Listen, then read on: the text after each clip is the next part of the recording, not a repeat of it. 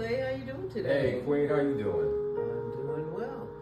Hey, everybody out there. You know, it's been a while. We have not sat down and had rest in, what, almost 2 years, right? Right, I would definitely say it's been quite a long time. Well, let's do a cheers today. Yeah, definitely. Cheers. Cheers, Yeah. indeed. So, what are we toasting to? We're toasting to a new quarter, the second part of 2026. Very Toasting exciting. to just new possibilities. Thankful to be alive every day, alive and healthy. So you can always toast to that. Yes, it is. Yeah. So we're going to fast forward where we have been, what we've been doing. If you've not seen any of our reels, we have been traveling for almost 2 years, and that was the decision that we made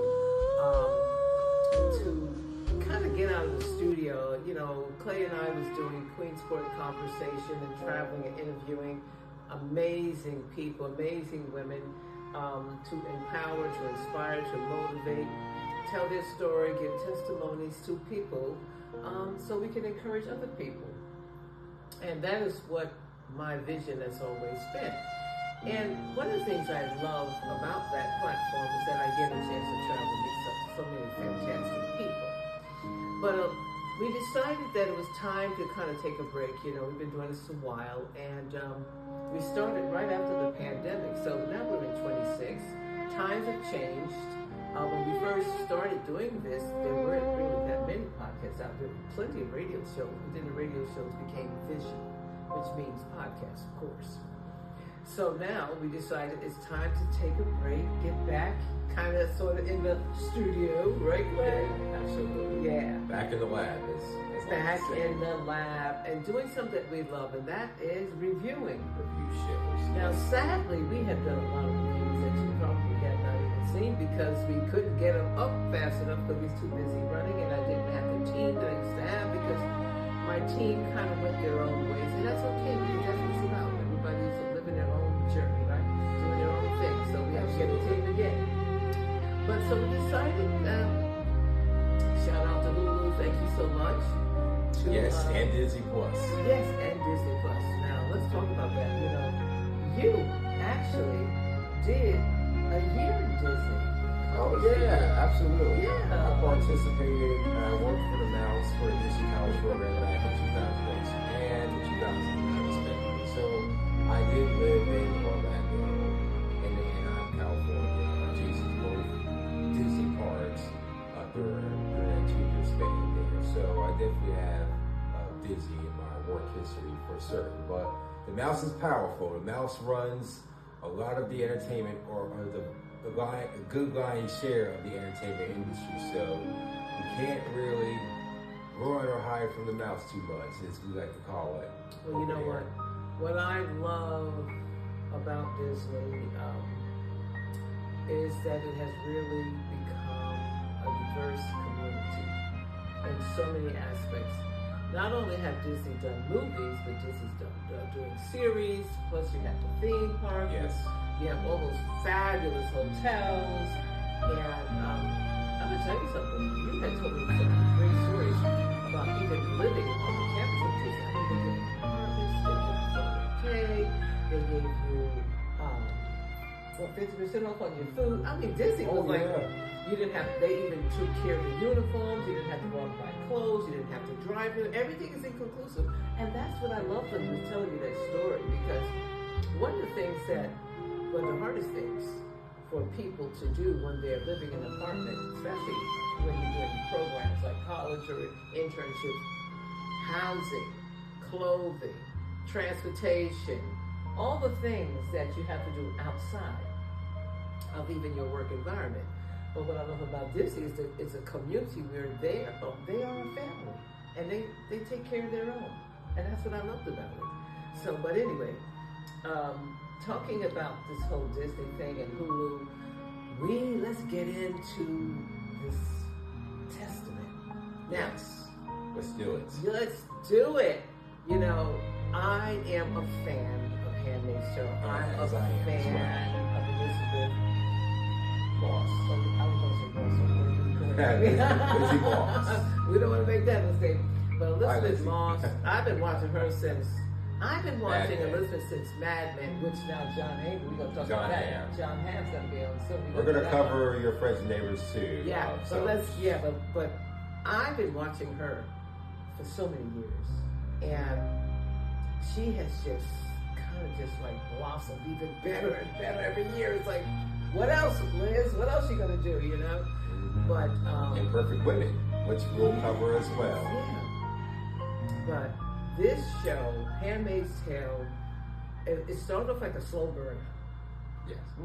Okay. And the reason why I say that is because a lot of people really didn't understand the title. What's it about? And when they seen all these people dressed up in red with these bonnets on their head, it's like, what is that? I don't see anything about no nuns. Because they look like nuns, didn't they?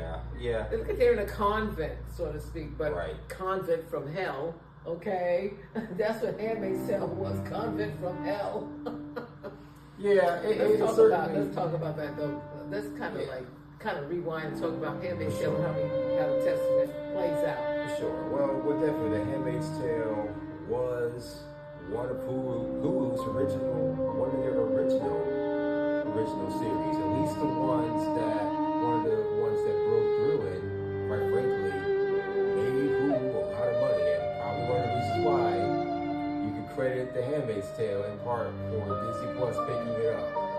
I'm just going by the data here. I'm just going by the facts here. But Handmaid's Tale first premiered on Hulu back in 2017, back in the spring of 2017, and ran for 8 seasons up until 2025 last year. Obviously, there were 6 seasons. There were some breaks in between because of the COVID pandemic and the writers and actors strike. So it disrupted that, which is why over that 9 to 10 year period, we had 6 seasons spread out from that time. But the series really came on through a very critical, pivotal time in this country, the United States of America, if not the world. Obviously, in 2017, that was the start. That was within the beginning of the first President Trump administration, and so the timing was eerily concurrent and similar. So a lot of what you had described, Queen, with the red quotes and the bonnets was a protest rallying cry against the administration. And obviously we did have the Biden administration since, and now we have Trump back in office now. So in a ways, the Testaments is kind of showing you what a coming of age is like when you have a period of this type of social and political climate for so long. Oh, absolutely. Because when you think about it, I'm thinking about Handmaid's Tale having some political, cultural references to it. And it is, I mean, when you think about some of the things that's happening in our country, it shows you a lot of things. Even it has a taste of the feeling of slavery as well. Absolutely. So, it shows you the history of you have slavery, you have a little bit of women's rights, the situation of women in the 1920s. Yes. And some of the things they had to endure. Puritan times and colonial times. So. Yes, so they Puritans, so a lot of elements went into The Handmaid's Tale, and it even has a little bit of taste of something modern world, like Mad Men, if you think about it. Because you see what I'm saying, right? Because if you think about some of the elements of women's place in the world and the way men still to this day, there is an imbalance with a lot of things. For sure. We've made some great strides, of course, but this is a political drama in certain ways, wouldn't you say? Absolutely. The show creator Bruce Miller has repeatedly said in numerous amount of interviews over the last 10 years that I followed was that this isn't a political show. This is really the story of the individuals depicted. Obviously, Handmaid's Tale, the foreperson for that was Elizabeth Moss's character, June Osborne, or her handmaid name was Offred. And now in this case, the Testaments, it's told through the lens and the prism of Hannah, or Agnes. Agnes, played by Golden Globe nominee Chase Infinity. So there's a lot of layers that intersect. There's a cultural aspect. There is a core theme I like to say is indoctrination, rebellion, identity, and control. So, a lot of psychological things too. Absolutely. Right? So this is definitely a political show, even if it doesn't deal with it in the way that we like to view politics. But there's, in my opinion, that whole bit of politics and sociology and all of this. Right. Definitely. Hey, we did a synchronicity. Let's click on Absolutely. that. But yeah. So when I'm looking at the lens from young girls with Testament, Yes. I think these young girls did a beautiful job. Absolutely. The They did a cast phenomenal is job. wonderful. Because me being a female, I can see some of the similarities, like when a young girl, is ministrating and what that means in the world, that she is now a young lady and she has to look at her life differently and the decisions and the choices that she has to make. It shows you, and how there's anxiety, but also there's a sense of pride, you feel like I'm a woman now, so Right. You see all these things being played out. But what I do love about how this was written is that they made it something special. Yes, they did. They did. And I'm going to tell you this, Clay. Growing up, a lot of parents, there was some people would say, my friend is here, or there was like, oh my God, the curse is here. Depending on how you was raised, from a lot of biblical standpoints, they would say this is a curse. And then others would say this is a gift. So it was all about how you looked at it. But the way the Testament did it, it was nice that they made it seem like something very special. Because if you think about it, that's what it's about. It's about women being able to conceive and bring life into the world, and keep the population going. And so that is a blessing. So they were looking at it from that standpoint. So I understand what they were doing with that. For sure. I was going to say, this isn't just a show, it's a system. But what makes the Testaments different, it's not that it's about how Gilead was built. It's about what happens, what you're born into. And there's a lot of modern day inferences and references like you made. You can even look at the Magdalene thing. As far as we're seeing a new generation kind of being born, well, not necessarily born, but moving into this world now that is only really known.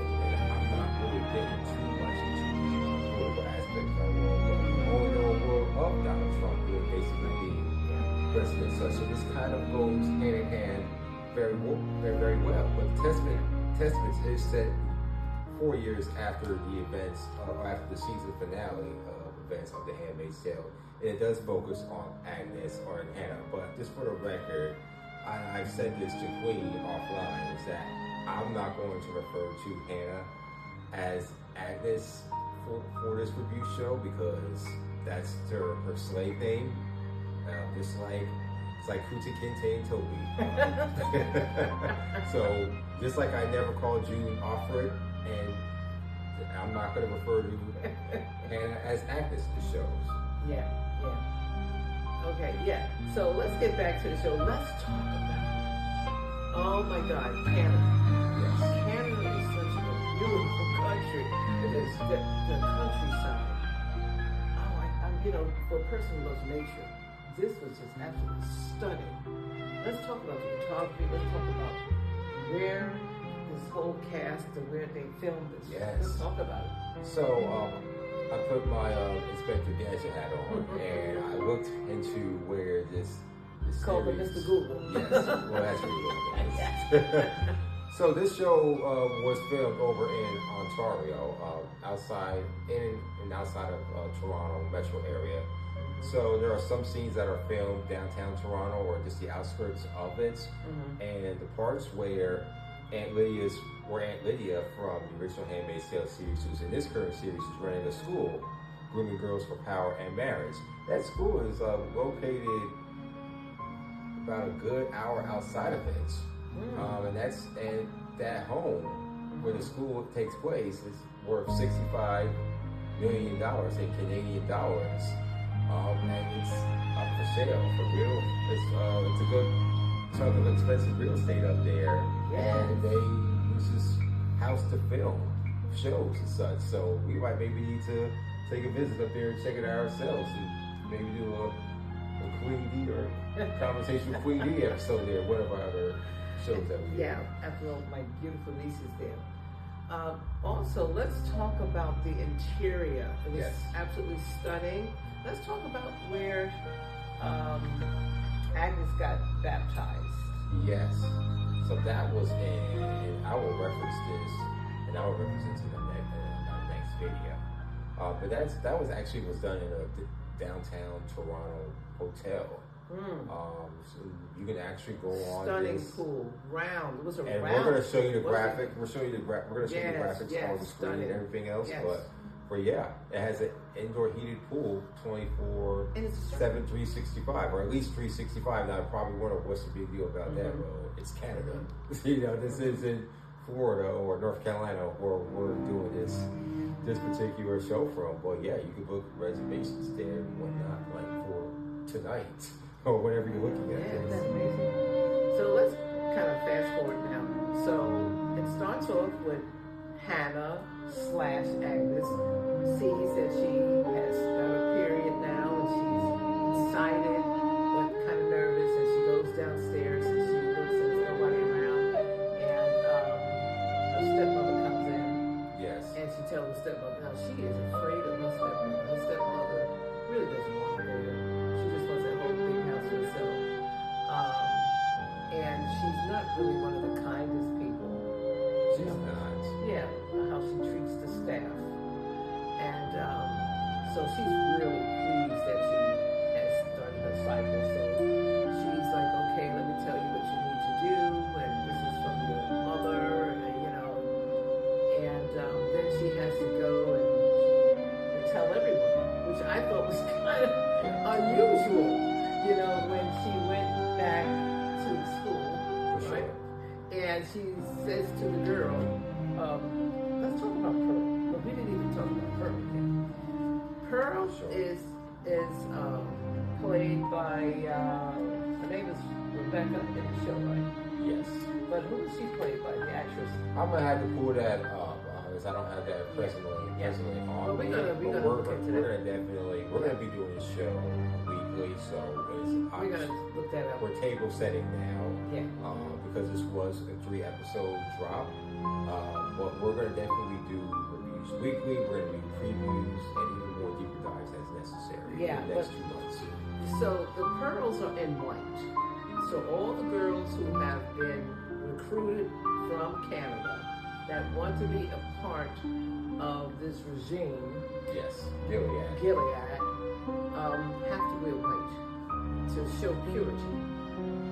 And the girls in plum are the girls who are in waiting for their cycle, so they can eventually wear green and get married to a commander, hopefully. And then we got the little pinks like Hannah used to be, for the young girls who are just learning about how to be a girl and then a young girl and a woman and so on and so on. So it's like a tier: pink, plum, and then green, and white if you are an outsider. And so, Yeah, that's the danger of Gilead. the one with, oh God, you know what? Aunt Lydia. I'm picturing the statue. Aunt Lydia has a statue now that they're worshiping. Now we're talking about people who are supposed to be religious, and the Bible says, "Do not have any idols. Idolize no one but me," as what God says. But so they got Aunt Lydia a statue to kind of honor her before she's dead, and Aunt Lydia asked Agnes to take in a pearl now. So Agnes is the plum and this is the pearl. So of course none of the plums, all of Agnes' friends, can't stand it because they said that the pearls always end up getting the plums in trouble, even though it's supposed to be the other way around. Yes. Right?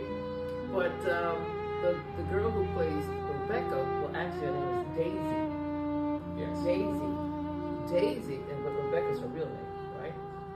Daisy is her real name. In real life? No, her real name is Lucy Howard. Lucy Howard, yes. Now, excuse me on that one. Now, Lucy, I mean, I saw an interview with her. Lucy, shout out to you. I mean, you got Yes. an American accent Amen. down. I thought you were American. So Lucy, played by with her name is Daisy. Daisy. Yes. The actress who The portrays actress her. of it, yeah. A British actor named Lucy Howard. Yes, exactly. Daisy is not who we think she is, right? Because Daisy is really a mole. Her parents were killed by Gilead. Let's just say that. soldiers, right? We could go with that, but Now, definitely is somebody. it Mayday that did it though? Because I get confused with Mayday. Mayday's supposed to help out, but I don't know. Mayday's been making lots of Maybe mistakes. it's the Liberators. Yeah. Yeah, so Yeah. they wouldn't take out her parents who were killed in Yeah. episode exactly. 3, Which which was titled Daisy. Right. So this girl is so distraught that she meets June. And then June convinces her, I believe, to go in as a mole into Gilead. Yes. Now, what June doesn't realize is that this mole, Daisy, is really getting her daughter, Agnes, in trouble. It's crazy, right? I don't think June would like that. Yeah, she definitely brings outsider energy. So Daisy changes. I like how you said that, outside energy. Yeah, Daisy definitely changes everything because she doesn't move like them. She Doesn't move and groove like they do. Yes, and and Hannah is conditioned. Her identity, we could probably see, will start to crack.